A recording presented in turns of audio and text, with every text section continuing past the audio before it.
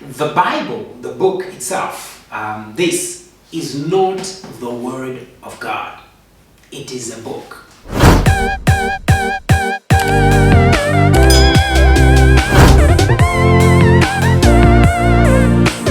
Alright, ladies and gentlemen, welcome to the Kingdom Couple channel, and you are on Personal Leadership with Accent King Mwami. If this is your very first time to be on this great platform, please do the right thing and subscribe. And of course, if you are one of our returning family, thank you so much for returning. As you can see today, I'm on my own. The First Lady is somewhere around preparing for our Fridays with Faith. Most definitely today we are doing our Personal Leadership with Accent King Mwami, and we are going to be talking about something very spiritual. We are going to look at a few verses in the Bible, and it's a conversation, a few conversations with regard to the topic of predestination. I've really been wanting to, just come through and talk about this great topic. It's an amazing subject, and one of the reasons why I've really been inspired to shoot this segment is because I had a few conversations on social media with a few people, and we were just really talking about has God predestined our lives, and what does that even mean? Because the question is, if God knows what we will do tomorrow and the other day, and He has already set and planned our lives, what is the means for us to search for a certain path or search for a certain purpose and walk through that purpose? Because either way, God already knows the outcome. So that was really the basis of the questions, and I really just want to be able to give my personal revelation, my personal encounter, and also align that personal encounter. I don't want to call it my personal opinion, because it's not an opinion. It's something that I have applied to my life, and it's something that I have really adopted as part of the knowledge that I have in my walk with God and in this life.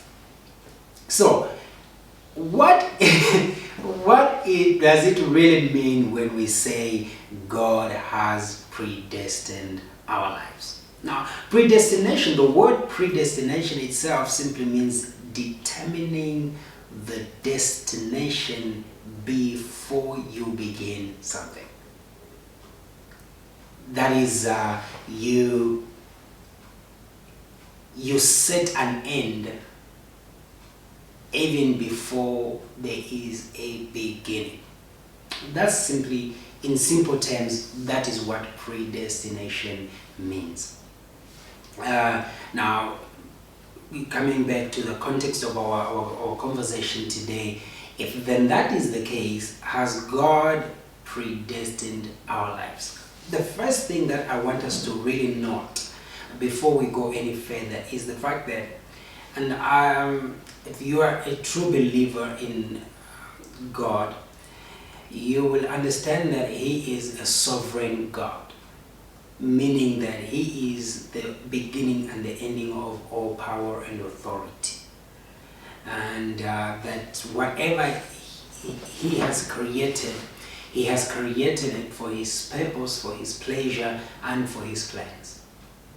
That is fundamental. That is one thing that I need us to be able to stand on, because especially when we're talking about topics that involves God, we can talk about topics like this outside of God, but the moment we want to talk about that, we need to shy away from human philosophy and fundamentals that are created by humans and come back to the source of our conversation, which is God. It would have been a very different conversation if the question was, has our lives been predestined? Because then if that was the question, before answering it, we would have to ask, if it has been predestined, who or what has predestined?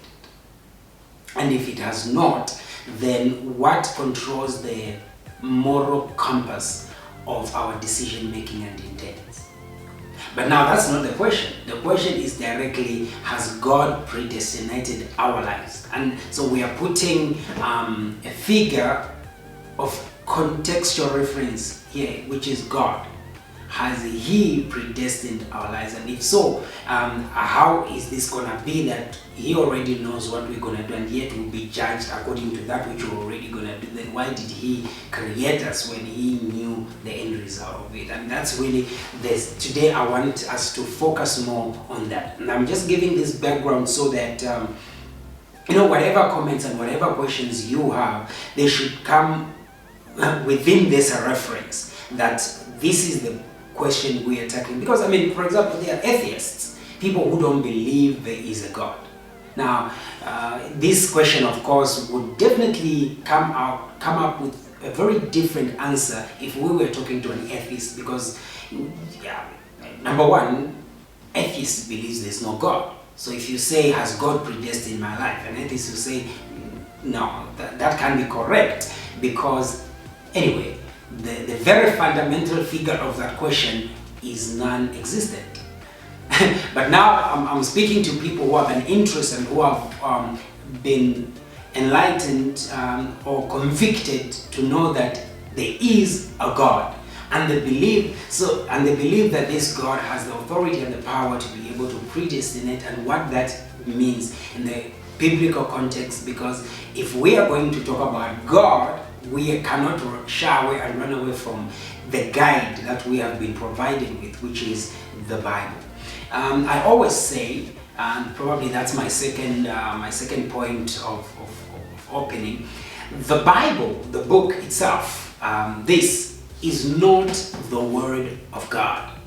It is a book with with a language and with letters written in different languages. So this really is not the Word of God. But what happens when you read, when this book lands itself in the hands of a person who is inspired by a divine consciousness, and you begin to read, then the meaning that we attach to what we read in this book becomes what we determine to be as the Word of God.